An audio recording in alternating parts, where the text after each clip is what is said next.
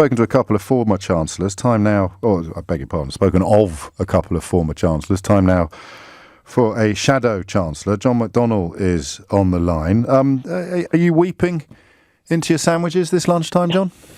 I'm as shocked as you are, actually. I didn't expect this. I don't think anybody did. We only had Treasury questions a couple of days ago where I was firing questions at the Chancellor, and literally, at that point, I have to say, he looked a bit anxious about things, but I didn't think it was about the reshuffle. I thought he was secure. I really did. But he was told he was secure, but it seems to be as we understand it, I don't know what you're hearing, that he was told he can keep the job. He just has to wave goodbye to all of his advisors.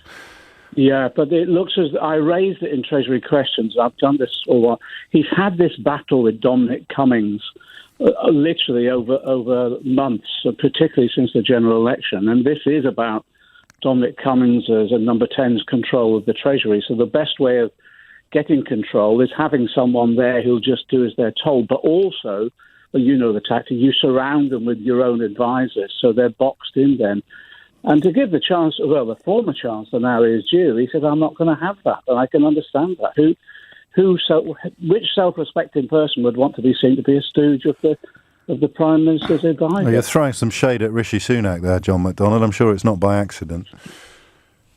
Well, I've worked on the basis of the rumours that and I estimated this, is that they would leave the Sajid Javid in place for at least about 12, 18 months, see how he performs, but they'd keep Rishi Sunak in as Chief Secretary to be his minder and also to be the eyes and ears of the Prime Minister within the Treasury itself. More, actually, the eyes and ears of Dominic Cummings, who seems to be running the show at the moment. Is this true? I mean, you're closer to the action than I am, and it's always tempting for journalists to find a bogeyman or a villain of the piece. But do you, with your record and your history in Parliament, watching governments, do you do see Dominic Cummings as exerting an unprecedented influence over proceedings? What happens, and you've seen it over time, it isn't just this government, it's happened in past governments, including Labour governments, where you do get a strong official, an advisor, who dominates the scene. And it's like a courtier exercising the power of the king or the queen. And they've become almost more powerful than senior ministers because they've got the ear of the Prime Minister, but in addition to that, they will do often some of the dirty work for the Prime Minister, and the Prime Minister can walk away with relatively clean hands. Dominic Cummings has been a problem for a large number of ministers, and you're seeing people go today, which I'm a bit surprised at. Some Northern Ireland secretary has gone after actually doing a blinking good job in the most difficult circumstances. When he was Chief Whip, I had a few run-ins with him in the Brexit negotiations. We always got on reasonably well, nevertheless. But when he went to Ireland, I saw him 2 weeks ago and congratulated him on the job he'd done. I'm amazed you lose people like you get rid of people like that, competent people, and you replace some, and that's what Rishi Sunak is. Whatever his merits, he's relatively inexperienced. A budget's coming up. What does that mean? It means actually number 10 can have more control than they would in the past. He's run a few hedge funds, I think.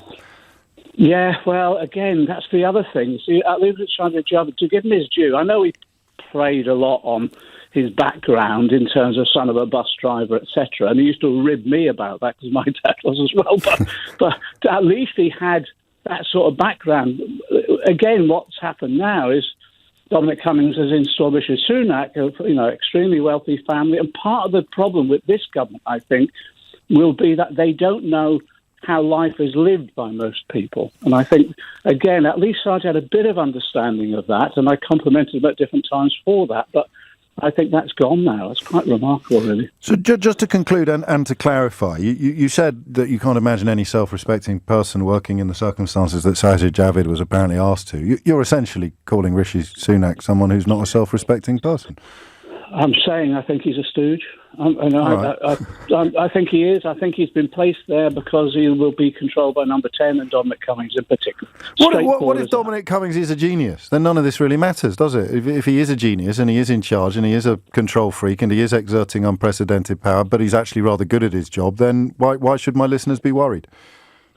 I don't think he is. That's the first thing. I think he's erratic. I think some of the decisions that we've seen coming out of government display that. And I also think, actually, you should not give that amount of power to an unelected official. Not even if it's Seumas Milne? No, nobody. John McDonnell, many thanks indeed.